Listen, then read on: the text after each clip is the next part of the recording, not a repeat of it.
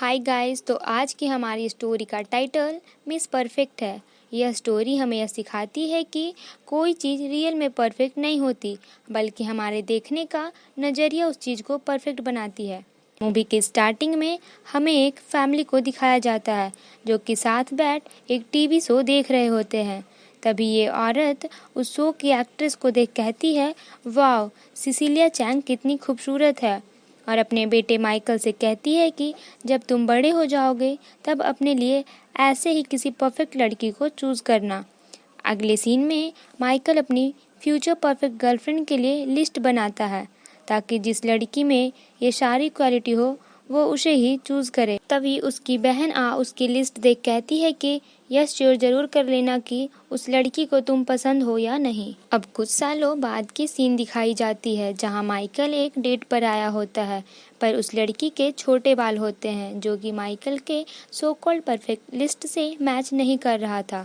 वो उस लड़की से पूछता है कि क्या तुम फ्यूचर में कभी अपना बाल बड़ा करना चाहोगी, जिसके लिए वो मना कर देती है और इसलिए माइकल उसे रिजेक्ट कर देता है। अगली डेट में जो लड़की थी उसकी दोनों आईब्रोज कनेक्टेड थे, तो इस वजह से उसे भी रिजेक्ट कर देता है और इसी तरह दो और लड़कियों मिल उन्हें भी रिजेक्ट कर देता है। अगली सीन में वो फ्रस्ट्रेटेड होकर अपनी स्टडी टेबल पर बैठा होता है। तभी उसकी बहन माइकल से उसके डेट के बारे में पूछती है, जिस पर वो रिप्लाई देते हुए कहता है, बुरी थी तुम, हमेशा मेरी डेट उन लड़कियों से फिक्स करती हो, तुम्हें पता है कि जो मुझे कभी पसंद नहीं आएगी। माइकल से बहन कहती है, पर वो सारी लड़कियां अच्छी हैं, तुम्हें उन्हें एक चांस देना चाहिए। जिस पर माइकल मना करते हुए कहता है कि तुम्हें तो पहले ही पता है कि वो मेरे लिस्ट में फिट नहीं हो रही।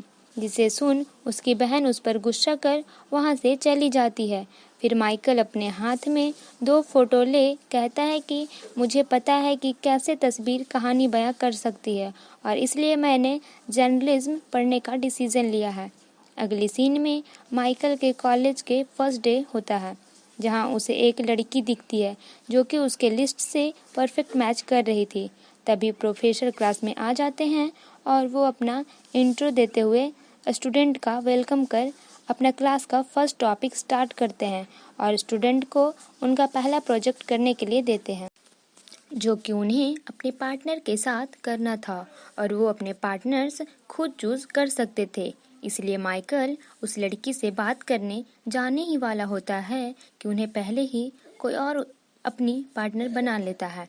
और तभी एक लड़की माइकल के पास उसे कहती है कि शायद हम दोनों ही पार्टनर्स हैं, क्योंकि बाकी स्टूडेंट ने ऑलरेडी अपना पार्टनर्स चुन लिया था।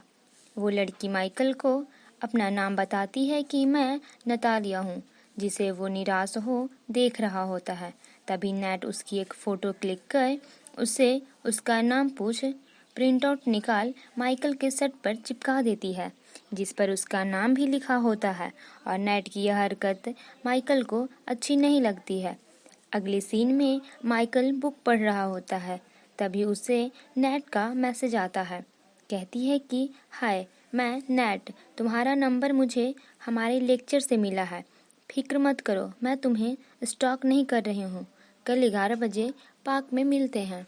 हमारे प्रोजेक्ट के लिए पिक्चर क्लिक करना है, ना कि डेट के लिए। नेट के मैसेज करने का तरीका माइकल को पसंद नहीं आता और इसलिए वो उसका नंबर टर्न ऑफ नेम से अपना कॉन्टैक्ट में सेव करता है। नेक्स्ट डे नेट पहले से ही पार्क में फोटो क्लिक कर रही होती है और माइकल थोड़ी देर से आता है। नेट माइकल को अपनी फ़ोटो बुक दिखाती है जिसमें नेट अपनी ली हुई पिक्चर को स्टिक कर एक कलेक्शन की तरह रखा करती थी। माइकल उसकी फ़ोटो बुक जिसमें पुराने शूज़, गिरी हुई आइसक्रीम की फ़ोटोज़ होती है, उसे देख माइकल पूछता है, इन चीज़ों की पिक्चर क्यों ली हो? नेट कहती है, ये खूबसूरत है ना? जिस पर माइकल ना करते हुए बोलता है कि यह तस्वीर बहुत अजीब है। फिर नेट माइकल को एक सूखे मुरझाए हुए प्लांट की फ़ोटो दिखाती है। माइकल से पूछती है, तुम्हें इस फोटो में क्या दिख रहा है? जिस पर माइकल कहता है कि कोई इस पौधे को पानी देना भूल गया है। नेट कहती है, पर मुझे यह फोटो देख ऐसा लगता है कि हमें अपनी लाइफ जी भरकर जीनी चाहिए, बिना किसी पर निर्भर हुए। जैसे कि यह प्लांट सूरज और पानी पर निर्भर था जीने के लिए। और मुझे लगता है हमें जल्दी से किसी बुक के कवर को देख यह जज नहीं करनी चाहिए कि वो बुक कैसी है।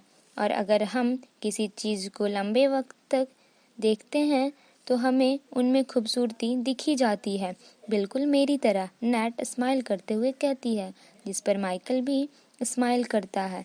नैट की ये बातें माइकल को अच्छी लगती है। फिर दोनों प्रोजेक्ट के लिए काम स्टार्ट करते हैं। इस प्रोजेक्ट पर काम करते हुए दोनों में अच्छी फ्रेंडशिप हो जाती है। अगली सीन में दोनों अपने प्रोजेक्ट के लिए टाइटल सोच रहे होते हैं। माइकल एक टाइटल सजेस्ट करता है। हर किसी को एक कप कॉफ़ी की ज़रूरत होती है हर ढलते दिन के साथ, जिसे नैट बुरा कह खुद एक टाइटल सजेस्ट करती है। पानी जीवन के लिए ज़रूरी है और बिना पानी हम कॉफ़ी नहीं बना सकते। माइकल कहता है, वाह, तुम बहुत गहराई में सोचती हो, जिसमें मैं डूबता ही जा रहा हूँ। इस बात पर दोनों जोर जोर से हंसने लगते हैं। हंसते हंसते नैट खर्राटे जैसी आवाज़ निकालती है, जिस पर माइकल को इस बार कुछ अजीब नहीं लगता है। नैट सॉरी बोलती है, कहती है हमें कुछ और आइडिया सोचना चाहिए, जिसके लिए माइकल मना करता है क्योंकि उसे आज अपनी फैमिली डिनर अटेंड करना था। इसलिए नैट मान जाती है और उसे जल्दी जाने देती है और कल जल्दी आने को कहती है।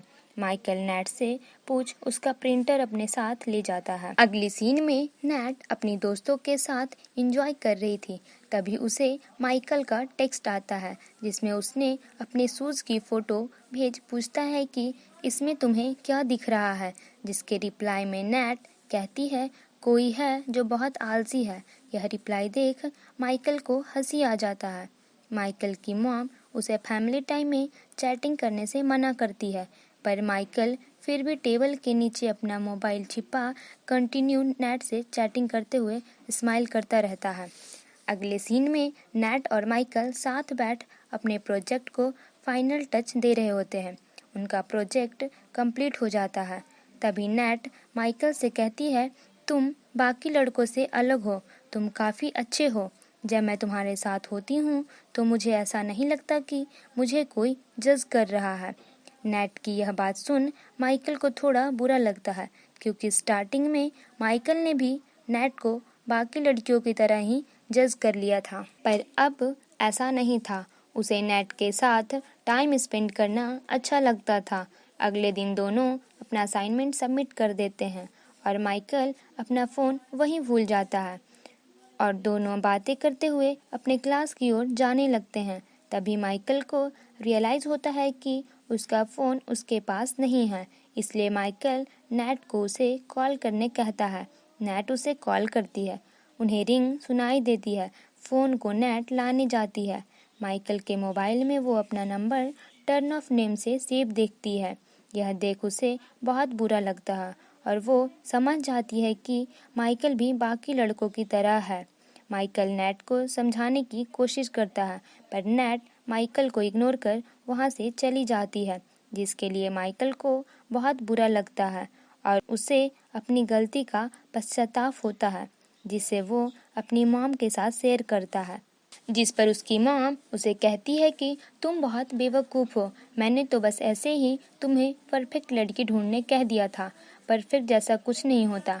अपनी आँखों की वजह से अपने दिल की बात नज़रअंदाज मत करो। अगली सीन में नैट अपने फ़ोटो बुक को देख रही होती है। तभी माइकल उसके घर आता है, जिसे देख नैट दरवाज़ा बंद कर लेती है। माइकल सॉरी बोल उसे मनाने की कोशिश करता है, पर नैट फिर भी नहीं मानती। माइकल नैट के डोर के बाहर ही बैठ नैट की फ़ोटोज़ जो कि उसने असाइनमेंट के दौरान ली थी, उसे एक एक कर प्रिंटर के थ्रू नैट को दिखा अपनी फीलिंग कन्फेस करता है, जिसके बाद नैट मान जाती है और यह मूवी यहीं ख़त्म हो जाती है। आप सभी को यह स्टोरी कैसी लगी और क्या आप परफेक्शन में बिलीव करते हैं या नहीं, यह कमेंट में ज़रूर बताइएगा। Thanks for watching. Bye bye, take care.